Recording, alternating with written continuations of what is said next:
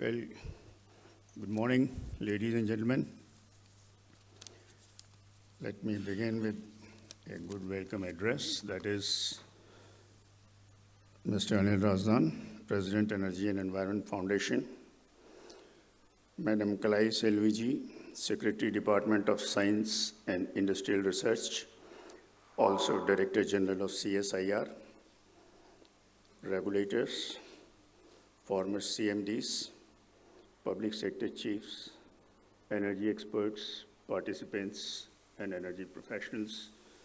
Ladies and gentlemen, welcome to this fifth 2 days international conference and exhibition on World Future Fuels and Hydrogen Summit 2023 on 16th and 17th October 2023 at New Delhi, that is this. This 2-day conference is spread over 9 sessions, engaging 54 speakers on various aspects of energy sector, focused on future energy sources with emphasis on fuels and especially on future fuels, say hydrogen, alcohol-based fuels, biofuels, bioenergy sources, all of them racing towards a carbon neutral path to an industrial economic growth with reduced carbon footprint aiming at clean and green economy. A clean and green economy will give sustainable development of humanity.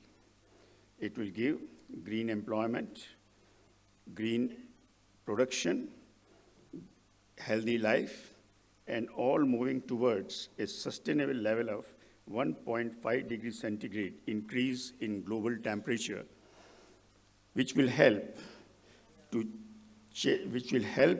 challenge or to meet the challenges of food production, food availability, food prices, livelihood, shelter, and coastal habitation otherwise threatened by the global warming. This global warming has affected millions of people along the globe. Changes in environment as evidenced by melting glaciers of Arctic region, Alpine region, Himalayan region, resulting in global warming and rise in sea level at different parts of the world during different parts of the year has created havoc for the human habitations, as evidenced by the changing patterns of weather, extreme heat, extreme cold, extreme rainfall, all with unpredictable uncertainty. Earlier also they were unpredictable, but the uncertainty was somewhat predictable within a given range. Today, it is unpredictable uncertainty, which is causing heat wave, cold wave, cloud bursts, taking the shape of natural disasters. If we look at the natural disasters that took place during last 10 years, we find 80% of them were water related. And that water related was due to this phenomena, which led to frequent floods, cloud bursts, and the natural calamity, which was very heavy on the human survival. All this led the world to think on a shift from fossil fuel to cleaner and greener fuel, which creates less warming and generate lesser greenhouse gases.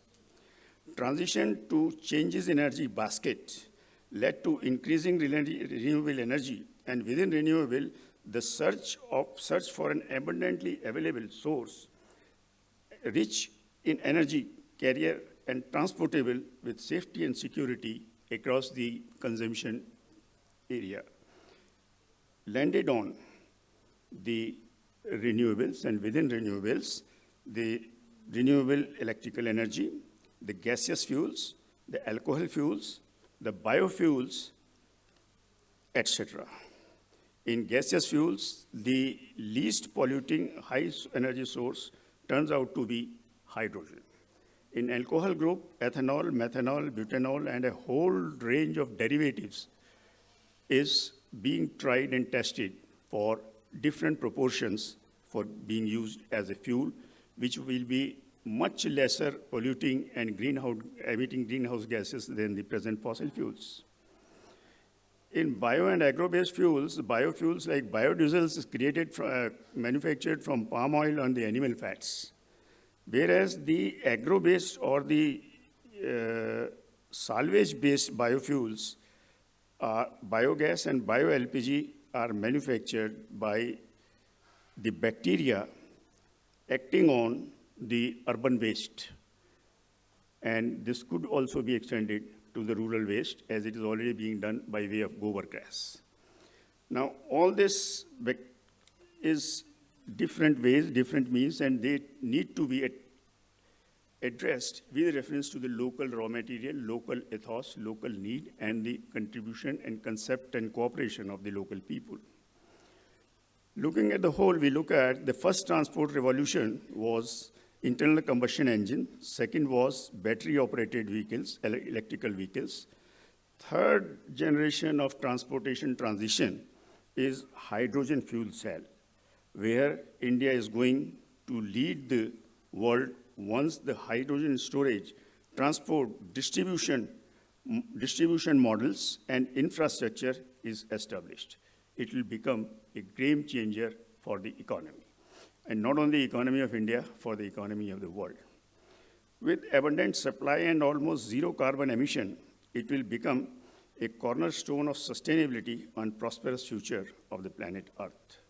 There are few challenges associated with hydrogen. As the practical people say that hydrogen is highly capital intensive. They say it needs electrolyzers of big size, then there are electrodes, then there is an electrolyte, and the renewable energy. The industry, yes, it needs capital, it needs finance, it needs infrastructure, it needs bankable projects. And according to one study, to reach 5 million tons of hydrogen by 2030, as envisaged by the government of India, RE generation capacity is required to be created at the rate of 100 gigawatt per year for next 7 years, whereas in 2022, we could add only RE capacity of 16 gigawatt. Moreover, 1 kg of hydrogen requires roughly 40 to 45 units of electricity and 10 liters of pure demineralized water, which again requires energy. Luckily, we have Madam Kalai Salviji here, who is specialized on the chemistry of the electrolytes, electrodes, and the whole electrolysis process, how to improve its efficiency, its energy input, and higher energy output, if I'm not wrong. Yeah. So, ladies and gentlemen, I think technically, we will be able to tackle this point of constraint or say a challenge posed by the hydrogen economy. Hydrogen is no doubt light, large in volume, requires compression, lower temperature, a relatively safer environment, sensitive to temperature. But fuel cell is technically feasible, but it has to be made commercially and financially viable so that it first converts hydrogen into electricity, which turns electricity into automotive power. Thus, there are two processes. One is hydrogen to electricity. Second is electricity again to electric vehicle. So, saying that we are again coming back to electric vehicle is partly true, but it will be helpful and it will reduce the greenhouse gases and at the same time help the urban mobility. The alcohol-based fuels are nearest to the present fossil fuel-based technology, and they are present technology and engines, internal combustion engines. 5%, 10%, 15%, 20%, up to 25% is being experimented, and 100% alcohol is in the pilot stage, and maybe one day it comes through. But then it had its own problems. Indian market can go up to a level. We have to decide future is what. We are looking at 3 years, 5 years, 7 years, 10 years. Because if we are looking at short-term 3 years or a medium-term 5 to 7 year solution, then the alcohol, yes, it gives a good transition period. Why? There is a problem.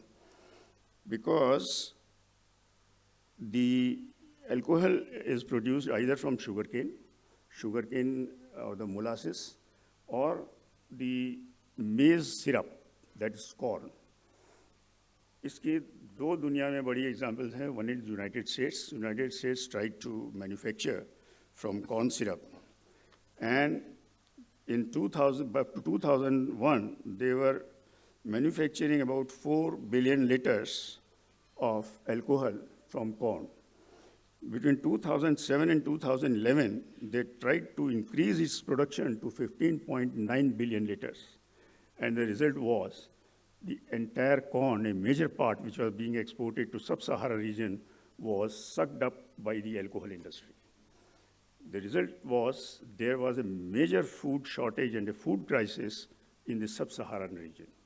And therefore, there was a big hue and cry, whether the food for masses or the food for 20% urban transport. So this led to a second thought on the alcohol from sugar corn. Now, alcohol has 3 generations. First was corn-based or sugarcane. Second is from the straw and the agro waste. That is the plant part of the maize, which has the cellulosic property of the maize, of course, to a lower standard. That is the second generation, and the third generation is from the algae. Algae is still in the experimental stage, and it needs to be done on a commercial scale. With this, the choice comes to, ladies and gentlemen, green hydrogen and ethanol can be harnessed in an economically and socially acceptable manner with their abundant availability, low carbon emission, and the two will become a cornerstone of sustainable and prosperous future of the planet. The gobar gas, which was the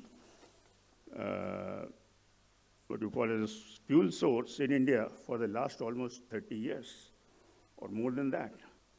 But on a large scale, there is a problem and a syndrome of not in my backyard, because all these bio processes emit lot of gas, lot of stench, lot of bad smell, which invites big social resistance from the residents where the project is located. So therefore, this not in my syndrome is a major threat to the bioprocesses. Thank you.